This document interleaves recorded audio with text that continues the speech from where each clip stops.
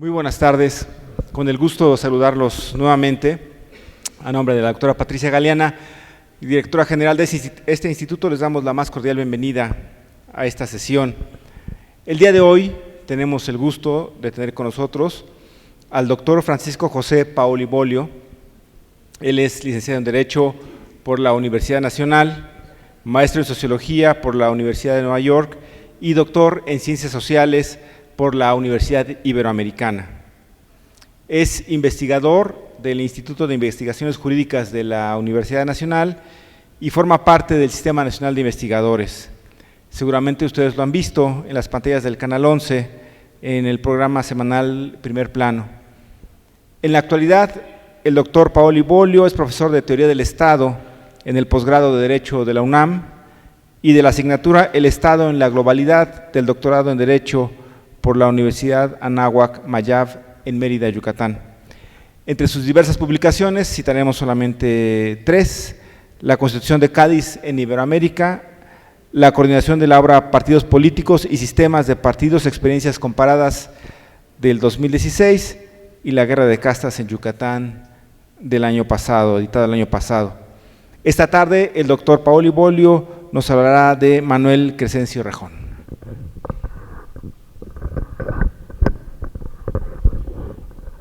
Pues muy buenas tardes.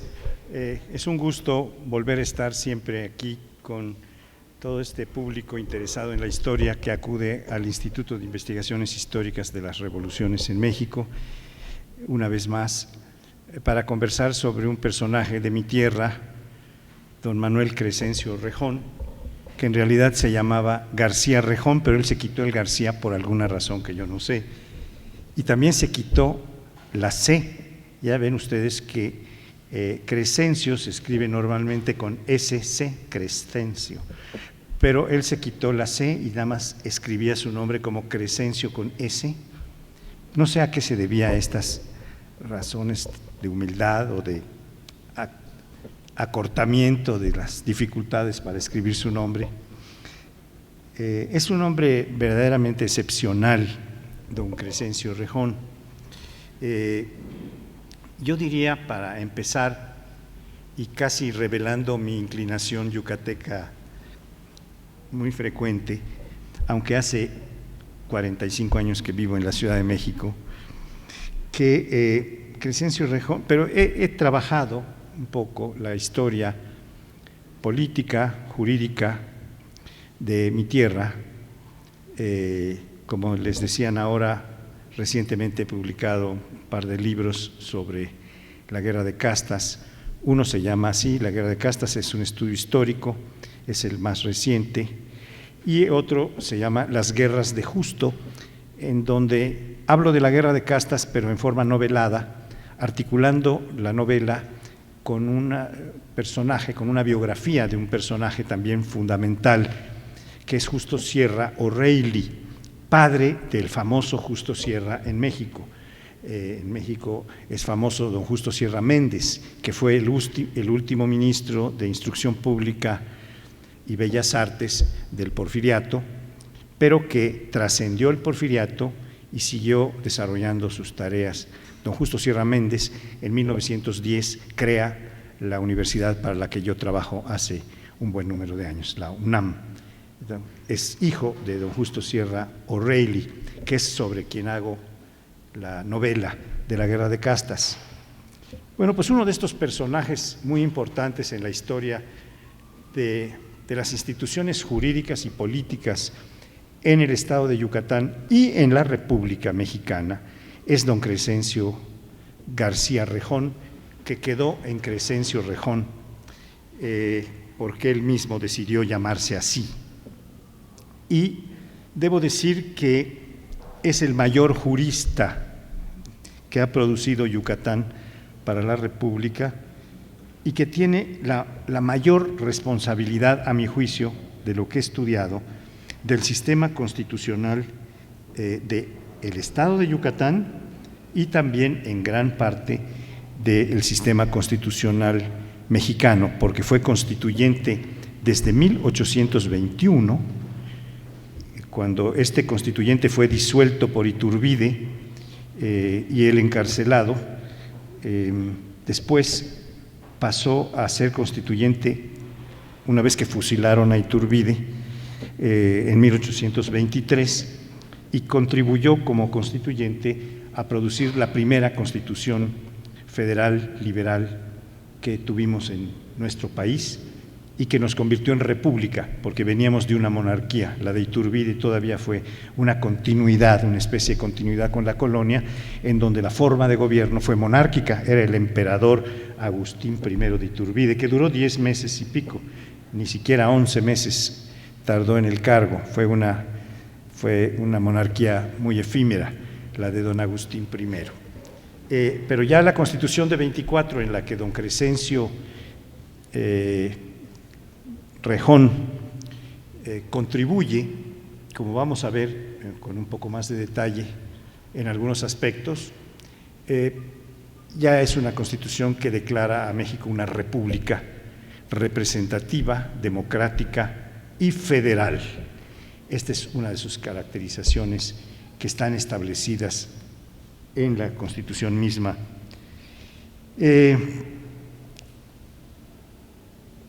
Debo decirles que este hombre nació en un pueblo que se llama Bolonchenticul, que el día de hoy está ubicado en lo que quedó como territorio del estado de Campeche. Pero en ese momento Yucatán era una sola entidad, toda la península y algo más que la península, y por eso se sigue llamando a don Crescencio García Rejón, o don Crescencio Rejón, yucateco, porque lo era. Había nacido en un pueblo que después, cuando se convierte en estado Campeche, que es hasta 1863, queda formando parte del territorio de Campeche, este municipio de Bolonchenticul, donde él nació. Él, como les decía, nació y se formó en el estado de Yucatán, entonces, que después se convertiría en el estado de Campeche. Sus padres fueron don Manuel García Rejón, de su mismo nombre, nacido en Valladolid, Yucatán, y su madre, doña Bernarda de Alcalá, nacida en Canarias, España. Era hijo de un yucateco y una española. Tenía algunos rasgos negroides que heredó de su padre. Estudió en el Seminario Conciliar de San Ildefonso, donde hizo los estudios de filosofía entre 1816 y 1819, con el apoyo de un joven y rico sacerdote yucateco, José María Guerra, que llegó a obispo de Yucatán, porque vio en este joven una gran promesa. Rejón nunca se graduó como abogado, debo decirlo claramente. Es un jurista porque entendía a fondo lo que era la ley, lo que era la Constitución y lo que era la construcción de una ley fundamental para conducir a un país hacia su prosperidad, pero no era abogado de formación académica. Se hace jurista en su carrera política como un gran parlamentario, que vamos a ver, como secretario de Estado, como un asistente fundamental, secretario particular de don Valentín Gómez Farías. No es abogado de los que litigan, de los que se hacen abogados en los pleitos, en los despachos. Es jurista que se hace en la lid parlamentaria y en la tarea pública. Don Crescencio participa en 1821 por primera vez en forma notoria a nivel nacional, como ya les decía, en el primer Congreso Constituyente, que fue disuelto por Iturbide cuando se proclamó emperador.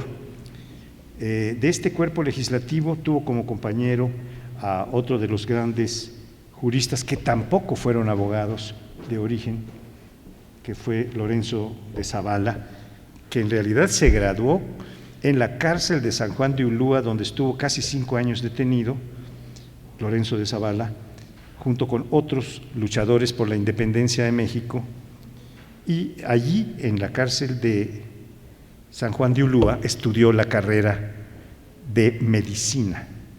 Lo único que no pudo practicar en la cárcel fue la disección, porque no les permitían llevar cadáveres ni de animales y mucho menos de personas a sus crujías carcelarias de San Juan de Ulúa. Pero toda la carrera la hizo, y además leyendo textos en inglés, en francés, que eran los que existían en ese tiempo, y muy pocos en español, en la cárcel. Y después, durante un tiempo, vivió en Mérida, don Lorenzo de Zavala, de sus consultas como médico, porque sí daba consultas, podía curar, lo que no podía era operar, no era cirujano.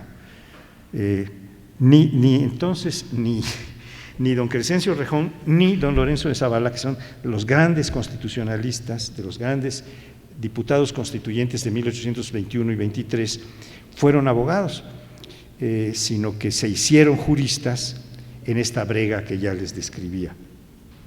Y otro que tampoco fue abogado, pero que fue un famoso autor de leyes, de las leyes de reforma, por ejemplo, fue don Valentín Gómez Farías, que fue vicepresidente y luego asumió la presidencia cuando Santana la dejó tirada por ahí, como hizo tantas veces este que se hizo llamar Su Alteza Serenísima, que tenía más ganas de ser monarca que presidente, y que quería parecerse a Napoleón, ¿verdad? Entonces don Valentín Gómez Farías tomó la presidencia y empezó a hacer una serie de reformas que disgustaron a las oligarquías y especialmente al clero, que promovió un movimiento para que se derrocara el régimen federal y se restableciera un régimen centralista, convenciendo a Santana, que se había declarado federalista, centralista, el cual pues dio este golpe y encarceló a Gómez Farías, del cual don Crescencio Rejón, que es nuestro personaje, pero tengo que hablar de los que trabajaban con él, de los que convivían y trabajaban políticamente con él, que era don Valentín Gómez Farías.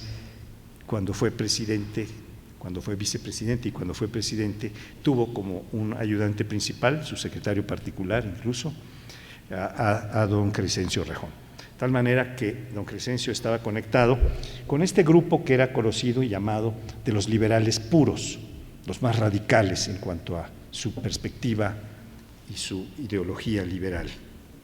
Entre los temas de avanzada que Rejón abordó en la tribuna del Constituyente estuvo su vigorosa oposición a la pena de muerte, que entonces no era tan común estar en contra de la pena de muerte, era como lo más frecuente.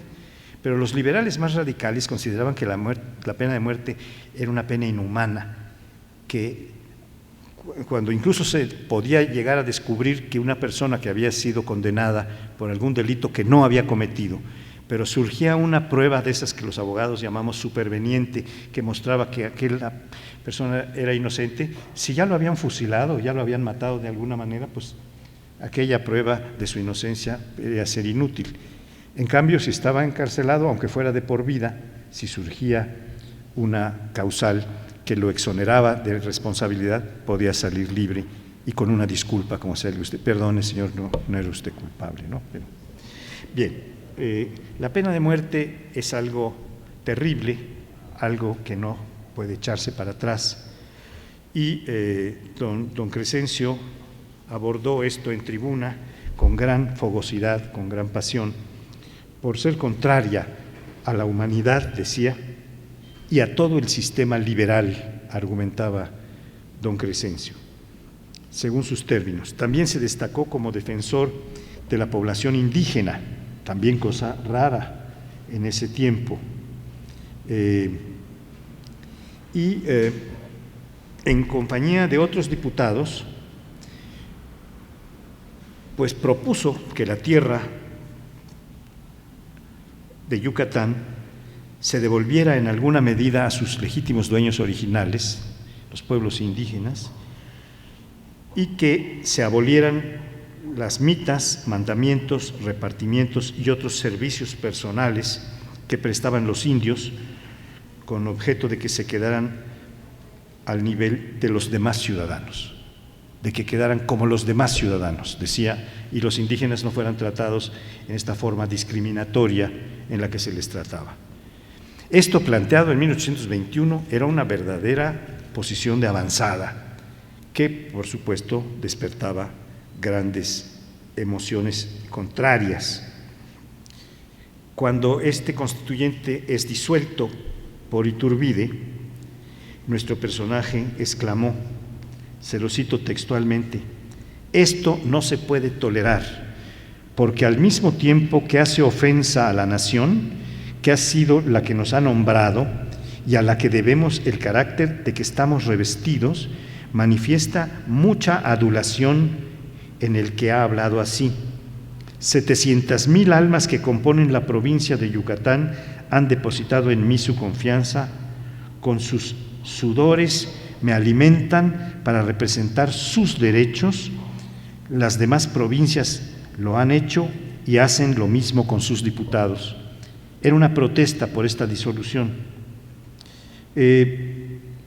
Y por supuesto que eso le acarreó que al disolverse el Congreso Constituyente, la Asamblea Constituyente, en la que él tenía fuero, quedara sin fuero y lo encarcelaron de inmediato.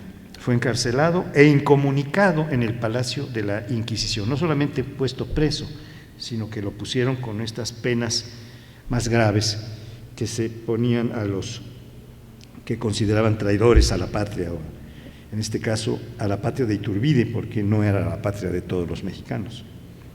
Y ahí estuvo preso, como lo estuvieron un buen número de diputados constituyentes de ese tiempo. Poco después lo sacaron las fuerzas liberadoras de soldados que abandonaron a Iturbide y se sumaron a la rebelión que acabaría derrocándolo. Rejón partió a Puebla, ciudad que alojaba a los partidarios del plan de Casamata, al que nuestro personaje decidió apoyar por considerar legítima la rebelión contra el imperio de Agustín I. Antes de ser derrocado y tratando de salvar a su imperio, Iturbide volvió a convocar al constituyente y Rejón volvió a tomar su puesto en ese legislativo superior. Argumenta en el Congreso que esta Asamblea Constituyente tenía plena y absoluta libertad para deliberar y decidir sobre la forma de gobierno que la nación adoptaría. Había diputados constituyentes conservadores que se inclinaban por continuar con una monarquía y que querían un régimen centralista y un Estado unitario, como había sido durante toda la colonia, dependiendo de la monarquía española. Pero don Crescencio era de los liberales radicales, como ya les decía, que se llamaban a sí mismos y también eran conocidos en la prensa como los liberales puros, y pues decía que no, que él era un republicano y que lo que debíamos tener era una república, no una monarquía. Como sabemos, Iturbide renunció a la corona y poco después fue fusilado, regresando de un viaje, abriéndose la posibilidad entonces de instituir la república como forma de gobierno, políticamente hablando. La disputa mayor pasó a ser si el régimen sería centralista, como la mayor parte de los países del mundo, o federal, como eran unos cuantos países del mundo. En la actualidad solo hay 25 países de los casi 200 que existen en el globo que han adoptado el sistema federal. Es un sistema complejo, difícil de aplicar y que tiene variantes muy considerables de uno a otro país. No todos los estados federales están igualmente organizados o organizados de la misma manera, sino que cada uno atiende a las características del sitio en donde se va a establecer la organización política para decidir cuál es la modalidad de federalismo, cuál es el nivel de descentralización que se tiene, etcétera. Entonces, los liberales más radicales alcanzan a convencer al conjunto de que la mejor forma era no solo la república, sino la república representativa, democrática, popular, decían, y federal. En gran medida esto estaba influido por la experiencia de los Estados Unidos, que no es lo que era ahora. Era entonces el país de la revolución por excelencia, en donde avanzaban las fuerzas progresistas, en donde el país se desenvolvía con gran vigor en la industria, en la agricultura, en el comercio, y se había vuelto o estaba a punto de convertirse en la primera potencia mundial. Y esto era en alguna medida atribuido a su forma de organización política descentralizada, federal, que admiraban muchos, pero que otros decían no era posible instaurar en nuestro país. En América hay solo 5 países que tienen el sistema federal, que son Estados Unidos, México, bajando hacia el sur, Venezuela, Argentina y Brasil. Solamente estos 5 países, claro, son los más grandes de la región, con Estados Unidos, Brasil, México y Argentina, pues es como el 70% de la población, por lo menos, pero solo en esos 5 países hay sistema federal, lo cual les habla de la complejidad de lo que estamos discutiendo. La mayor parte de los países del globo están organizados con estados centrales, centralistas, no federales. Digamos que hay 175 países organizados como estados centrales y solo 25 como estados federales. Pero en fin, esto es ya venirnos a los tiempos actuales. Aquella discusión era una discusión primigenia, original, cuando nos estábamos definiendo como país nuevo que surgía a la vida independiente. En esta segunda etapa del constituyente, que fue de 1823, Rejón fue designado para formar parte de la Comisión de Puntos Constitucionales, y ahí es donde empieza a hacerse un jurista profundo. Esta comisión tuvo a su cargo la elaboración de un primer, digamos, embrión de constitución, de un primer código genético que se llamó Acta Constitutiva de la Federación, y la preparación de un proyecto de lo que sería la Constitución de 1824.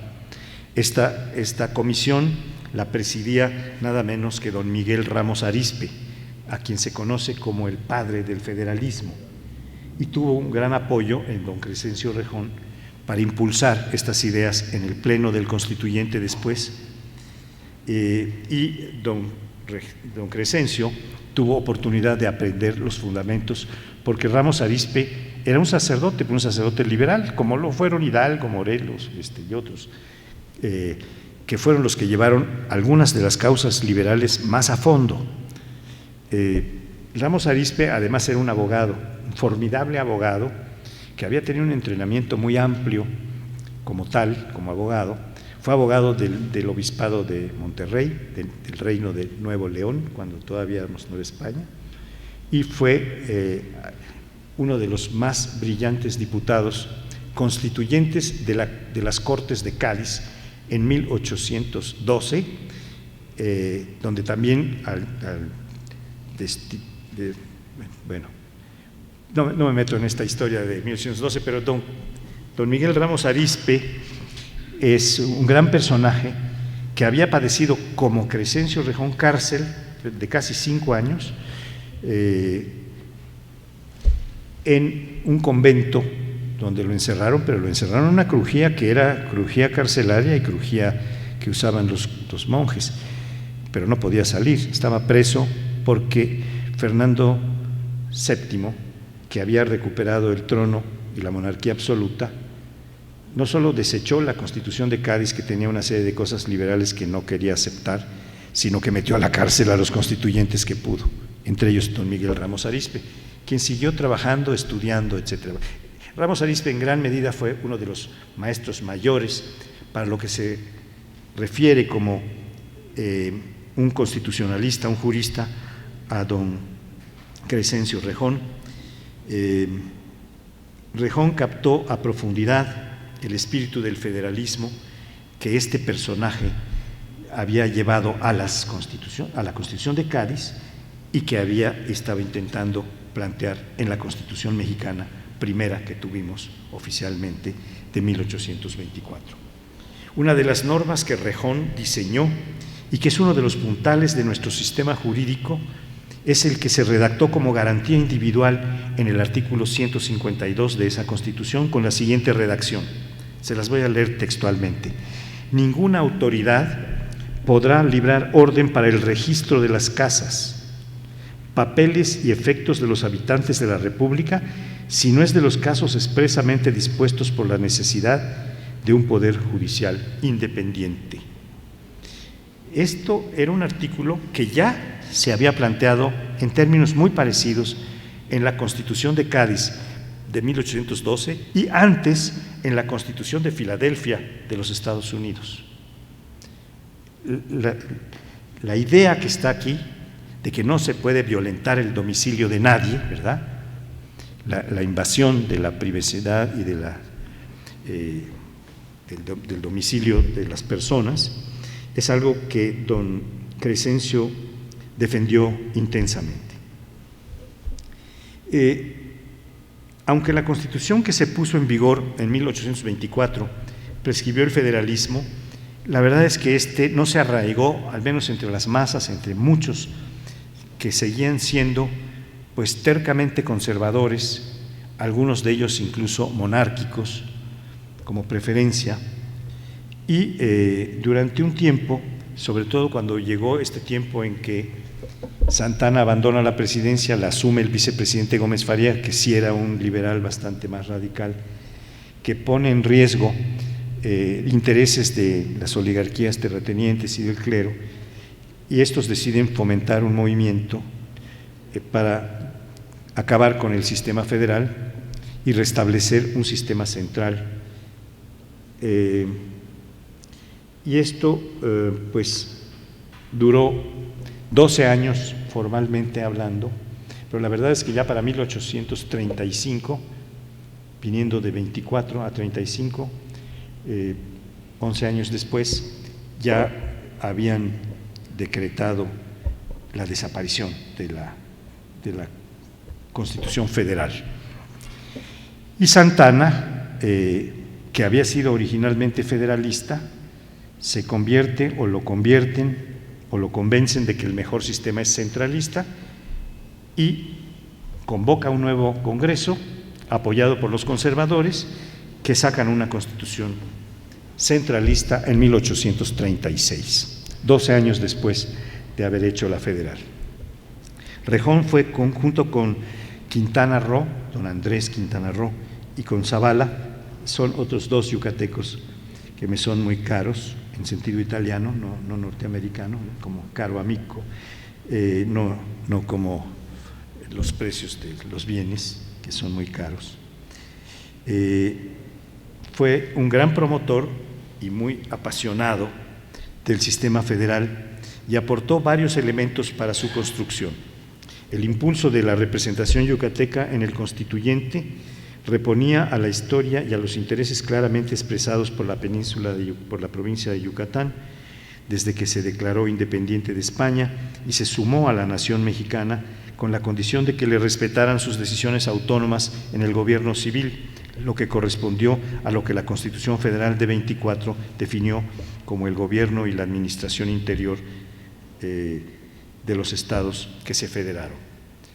Aquí un paréntesis para decirles que Yucatán no era parte de la Nueva España totalmente. Había vínculos con la Nueva España, pero Yucatán era como era Guatemala o Honduras o Salvador, otros puntos centroamericanos, una capitanía general cuyo gobernador y capitán general era designado por el rey de España, igual que era designado el virrey. Es decir, esta condición de Yucatán de tener una cierta autonomía para la toma de algunas de sus decisiones y este nombramiento que no le venía del virrey como otros gobernadores de provincias en Nueva España, sino le venía directamente del rey de España, hizo una condición que se parecía a la que tuvieron las 13 colonias originales en los Estados Unidos, que dependían todas directamente de la corona inglesa, pero no de las autoridades americanas.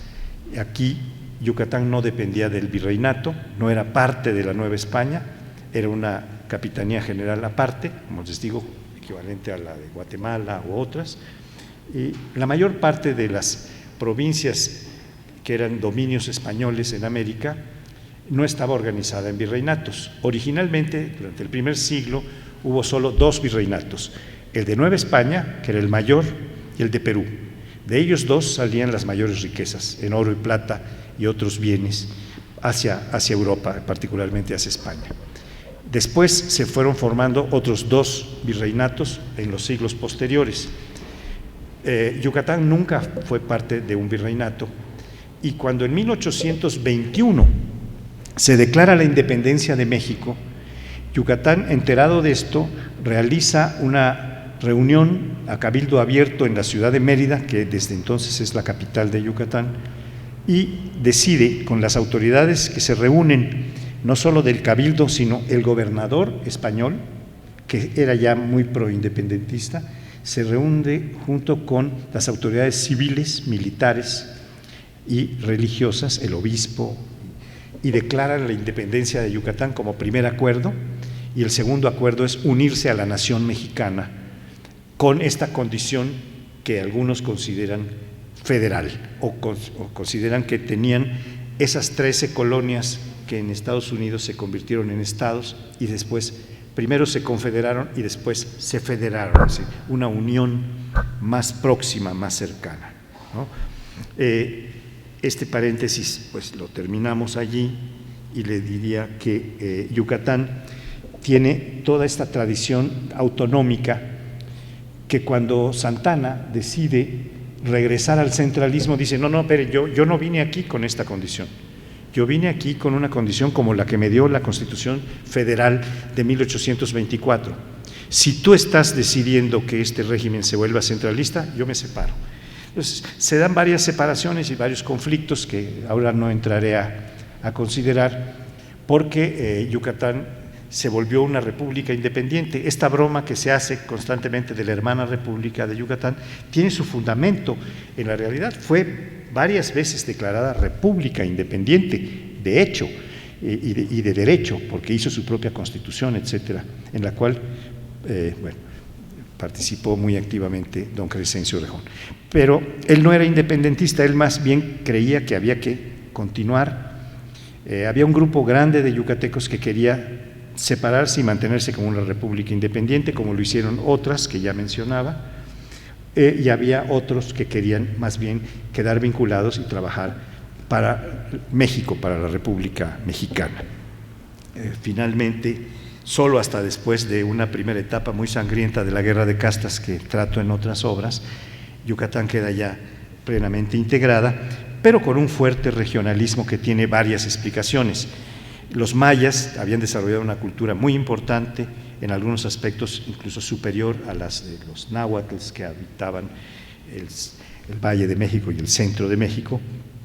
No hablaban náhuatl, hablaban su propio idioma, construían sus propias pirámides, tenían un bagaje cultural muy importante, eran grandes matemáticos, grandes arquitectos. Había un fundamento cultural en esta autonomía que se desarrollaba en Yucatán. Había una lengua que se hablaba, una lengua indígena autóctona que se hablaba por la mayor parte de los habitantes de Yucatán. Don Crescencio hablaba perfectamente maya, y casi todos o eran bilingües, y el 80-90% de la población hablaba maya, de tal manera que cuando se les impone algo desde el centro de México, no solo rechazan el centralismo, sino rechazan también una serie de cosas que no corresponden a su cultura, a su lengua, a su tradición, a sus formas de vida, a su cocina, a sus bailes, a su música, etcétera. Es decir, hay todo un fundamento cultural para esta autonomía de lo que se ha llamado jocosamente, a veces con gran ignorancia, la hermana república. Usted es de la hermana República de Yucatán. Yo, como soy orgullosamente yucateco, pero también mexicano, porque hace 45 años que vivo en México, y además porque cuando yo nací esto ya era un estado de la República, pero no desconozco la historia y las razones que había para esta independencia, esta autonomía que los yucatecos tenían, que no solo los yucatecos tenían, también otras provincias de México tenían. Chiapas, que en alguna medida Guatemala reclama la propiedad de algunos territorios de Chiapas, o por el otro lado Jalisco, Nueva Galicia, que también tenía una serie de posiciones muy autonomistas. En fin,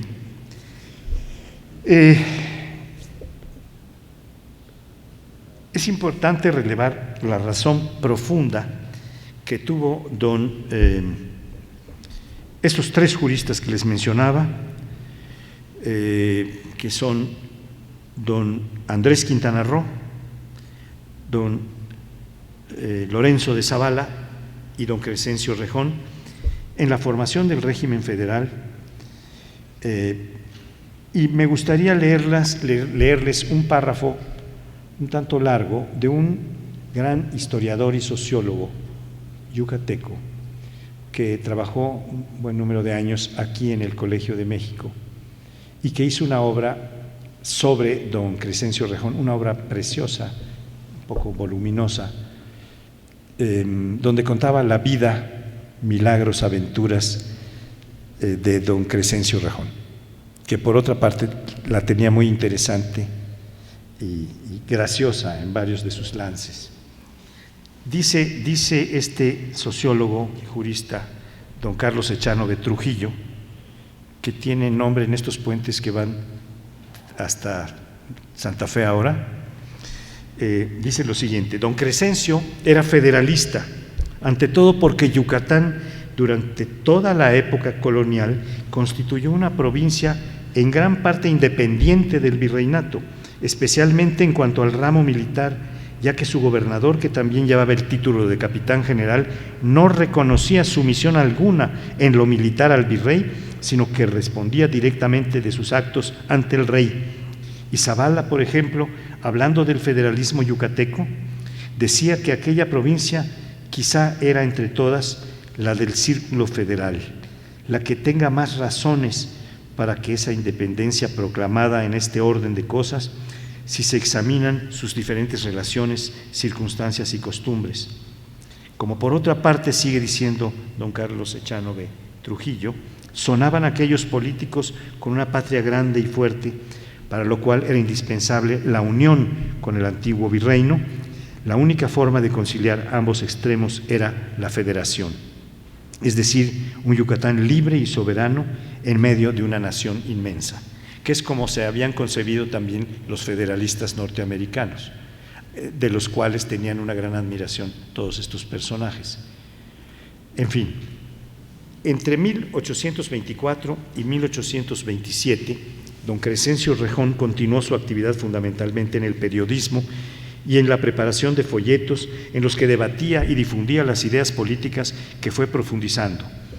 Este último año, 27, volvió a ser electo diputado, y allí siguió en sus debates, en sus opúsculos, acrecentando su experiencia, su conocimiento como parlamentario, que iba a prolongarse en varias legislaturas posteriores en las que fue electo. Como diputado se enfrentó a la formulación del Tratado de Límites contra Estados Unidos, propuesta por su ministro plenipotenciario. Antes los embajadores no se llamaban embajadores, se llamaban ministros plenipotenciarios. Uno muy famoso y muy duro para México, de los Estados Unidos, Joel Robert Poinsett,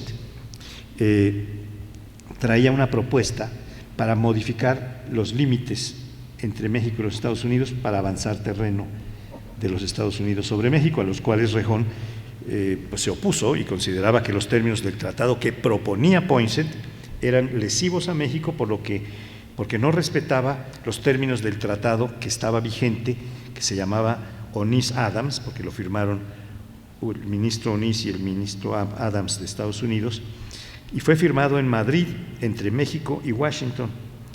Poinsett quería fijar los nuevos límites que daban mayores terrenos a Estados Unidos. Los diputados Quintana Roo, Rejón y Espinosa, también yucateco, dieron la batalla e impidieron el despojo.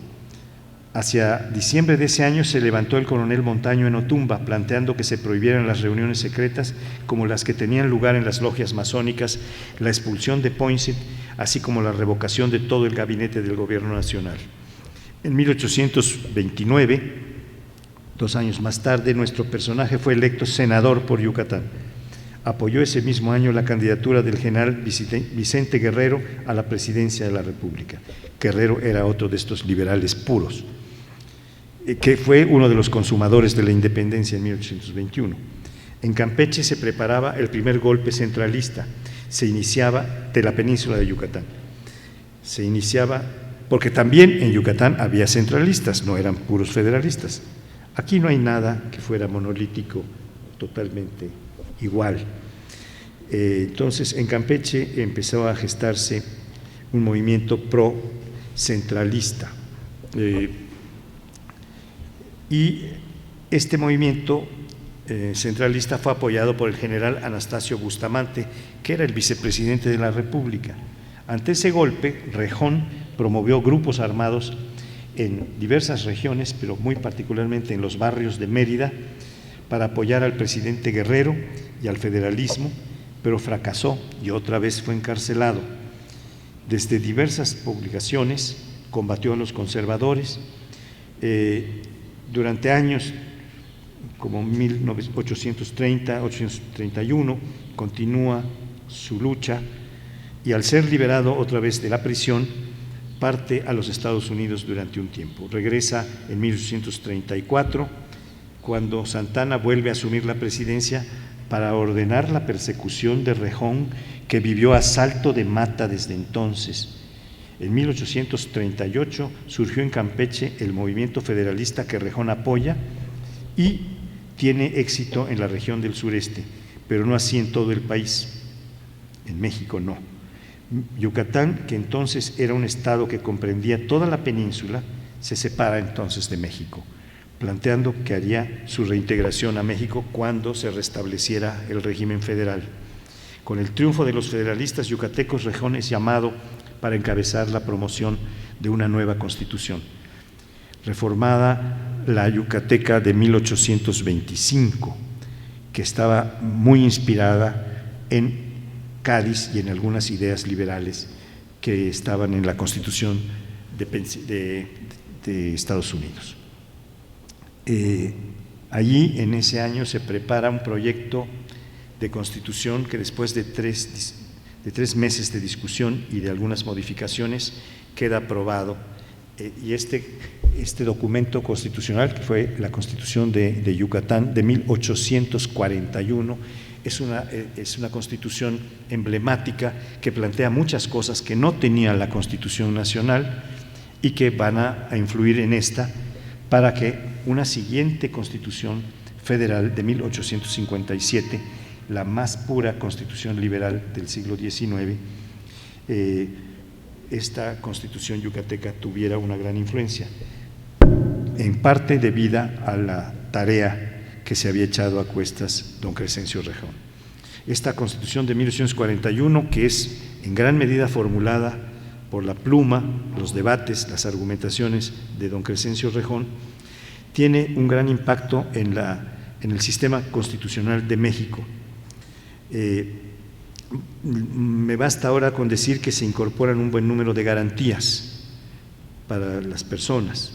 Se definen las libertades como la de prensa, la de cultos, se suprimen los fueros civiles y militares y se establece el juicio de amparo, que es el más famoso de los aportes que don Crescencio Rejón hizo. Después de aprobada la Constitución Señera Yucateca de 1841, regresa a México para continuar la lucha por el federalismo y es aprendido nuevamente por el gobierno de Santana, quien acaba perdonándolo porque reconoce que era un hombre muy noble, muy honrado y muy valioso para la República, y no solo lo perdona, lo saca, apoya que salga de la cárcel, sino que lo nombra ministro de Relaciones Exteriores y Gobernación, o sea, de Exteriores e Interiores. Inmediatamente tiene que enfrentarse en ese momento con un gran conflicto entre México y Estados Unidos, con el ministro Shannon, que era el ministro de Relaciones Exteriores de Estados Unidos, que plantea la anexión de Texas a su territorio. Ya Texas se había separado de México después de una guerra que tuvimos en 1836, pero no se había unido, se declara en República Independiente con el ánimo de irse a formar parte de la Unión Americana con un nuevo estado, que es el estado de Texas. Pero México no acababa de aceptar esto. Está a punto entonces ya de iniciarse, y con estos acontecimientos se prepara anímicamente en ambas naciones pues la idea de una confrontación, de una conflagración. La guerra con Estados Unidos está cerca de iniciarse, pero un movimiento que derroca al gobierno de Santa Anna lo impide. Rejón sale desterrado de México junto con el presidente y se va a refugiar a la población de Turbaco, en Colombia. Como es sabido, en 1846 regresa con Santa Anna para que éste asuma nuevamente el gobierno de México. Rejón entonces puede convencer a Santa Anna de las bondades del sistema federal. Yo creo que Santa Anna era una veleta que no acababa de entender muchas cosas. Entendía lo que él quería ser, un gran monarca, un emperador que se pareciera a Napoleón, se retrataba como él, que fuera Su Alteza Serenísima, como se hacía llamar, pero no entendía mucho la diferencia entre… Pero un yucateco, con las condiciones que les estaba narrando, como era Crescencio Rejón, sí entendía por cuál forma de gobierno había que optar en un país como México, que era el sistema federal. En fin, Rejón fue nuevamente ministro nombrado por Santa Anna de Relaciones Exteriores, y con esto se confronta nuevamente con el secretario de Estado, que es el verdadero secretario de Relaciones Exteriores norteamericano, que se llamaba James Buchanan. Hasta Santa Anna, que deja nuevamente la presidencia para preparar el ejército que se iba a enfrentar en la guerra con Estados Unidos, y asume la presidencia Mariano Salas, que destituye a Rejón como ministro de Relaciones Exteriores. Poco después de esto es diputado, el propio Crescencio Rejón, como diputado del Distrito Federal. O sea, él no quitaba el dedo del renglón, seguía en la batalla en donde podía. El Distrito Federal era una isla dominada por los liberales puros, el grupo al que él pertenecía. En su campaña propone restablecer el amparo en México en un documento que se hizo famoso y es conocido como programa de la mayoría de los diputados del Distrito Federal, que ya han desaparecido, pero aquí está todavía. Bueno, está en México desde 1824, enunciado en la Constitución, y hace unos meses le cambiaron el nombre a la capital, y ahora es Ciudad de México. Bueno, Crescencio Rejón continúa permanentemente su lucha, combate el tratado de paz que México firma con los Estados Unidos, no está de acuerdo en que se firme, en que se pierda la mitad del territorio nacional, más de 2 millones de kilómetros cuadrados. Y claro, pues esto despertaba también muchos rechazos.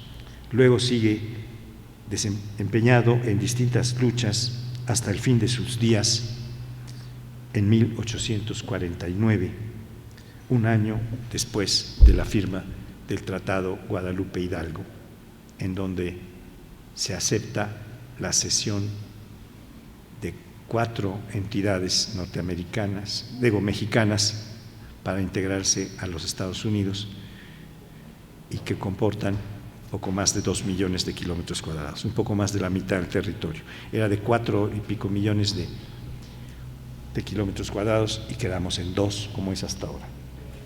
Esto es un poco de la historia de un gran jurista constitucionalista, filósofo del derecho, un gran creador de instituciones, un hombre que luchó toda su vida, don Crescencio Rejón. Muchas gracias por su atención.